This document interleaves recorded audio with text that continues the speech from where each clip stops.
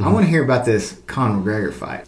Man, it was crazy. It was, I'm Irish. My family's Irish. Oh, my dad's whole side lives in Ireland. Oh. So, he's the only one that's basically here. All his aunts, uncles, all that are all over there. So I've got cousins and everything in Ireland. We were raised, to have tremendous, tremendous Irish pride. And that was just one thing that my dad instilled in us, and I'll instill in my kids is, hey, you're Irish, be proud of it. And the Irish are very, very, very proud people. Yeah. So about the time when Conor was making his gigantic rise, that's when I really started getting into MMA. I started following it, and I followed him, from Cage Warriors, where he's fighting for $1,500, $5,000 a fight, to the height of his Money Mayweather fight, the $100 million fight or whatever.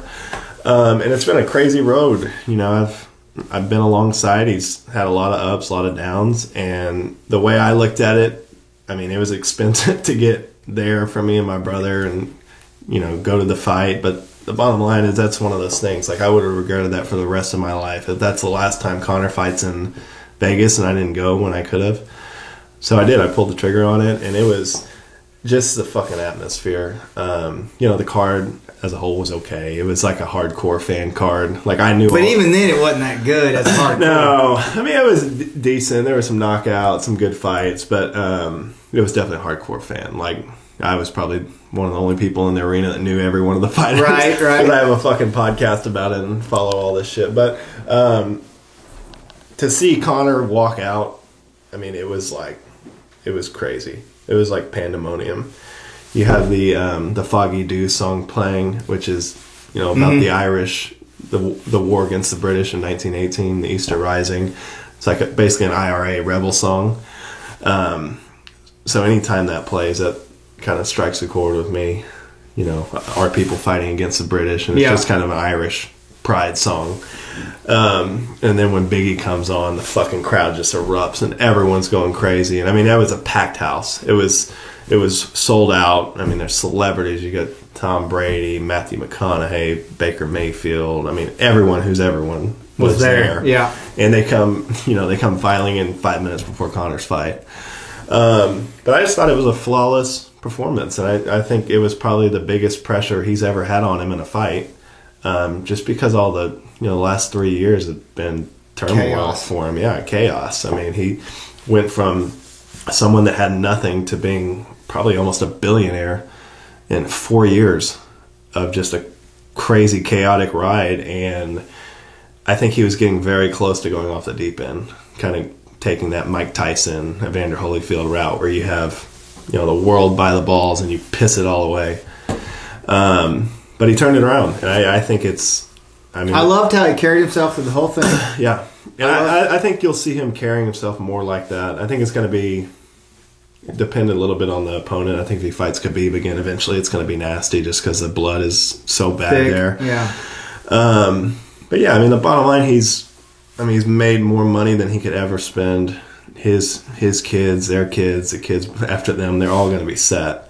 So now it's about getting his legacy back intact and clearing his name of all the negative shit that's been surrounding him in the last couple of years. I think Rogan said it best. He said he looked like a guy that didn't have anything and had to get out of bed to win that fight.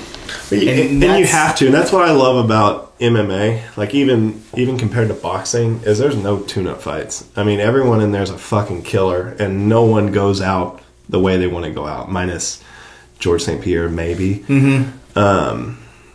Yeah, it's a brutal fucking sport. Anything could happen. I think it's the purest sport ever made.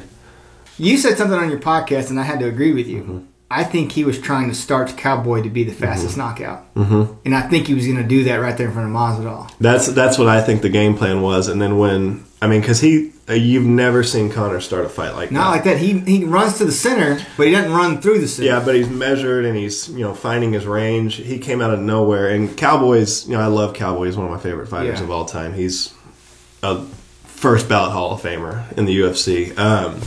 But he's a slow starter. Every fight he's been in, he doesn't get going until the second, third round. So for Conor to come out there and starch a guy like Cowboy, and that probably would have been 3 seconds. I think so. Yeah, he would have 100% got on the mic and called out Masvidal. But the way it shook out, I think it actually sets up better for him. What I think is going to happen for Conor, I think he's going to fight Nate Diaz next. And this wasn't even on my radar until after the fight and all the air kind of cleared and I listened to what everyone had to say. Dana White does not want Conor fighting Masvidal right now. Khabib, it's out of the question. He's got a fight booked, and then he's got Ramadan, which he won't be available till August or September. And Nate Diaz is one of your biggest stars in the organization. He's on the sidelines with no fight. Him and Conor have history. They have 2 previous fights that are split. So this would be, I think, the biggest fight they could make right now. And then they let Khabib and Tony fight, and then they let Masvidal and Usman fight, and then Conor could go either direction. They said Cowboy and Conor did 2 million pay-per-view buys. I know for a fact that Nate Diaz versus Conor 3 would do more than that. So I think shit's about to get crazy. And then we're going to do Conor and Khabib in Russia. I think they end that. Are you going to fly to Russia? I don't think they'll do Russia. No, I'm not going to fucking No, Russia. did you hear Dwayne? Or not Dwayne. Dana. Dana goes, why do you think it wouldn't be in Russia? I was like, because they've killed the bastard over there. They're not doing it in Russia. Yeah. They'll do that in Vegas or New York or something like that. But I see an ideal scenario for Conor. I think he fights Nate Diaz, he fights George Masvidal or Khabib, and then he takes a boxing match and makes shitloads of money. I think if he fights Floyd too. Well, I think if he does Floyd or Pacquiao, he's going to make $100 million. Yeah, so I don't know. I think MMA shit's going to get crazy here shortly. That's why I love doing the podcast, because there's always shit to talk about. Well, and MMA math never works. No, you can't do that. And everyone thinks you can do that, but it never ever works out. Because we thought about Donald Cerrone going to fight Conor, and you go, it could go the other way too. Ring rust is actually a real thing. There is the pressure of that. Donald's been fighting even though he's lost. Conor hasn't fought anybody. It's true that Donald could have come and starched him the other way. Yeah. It was. You just never know. At the bottom line, you got world-class fighters fighting with 4-ounce gloves. Who the fuck knows what's going to happen? Yeah.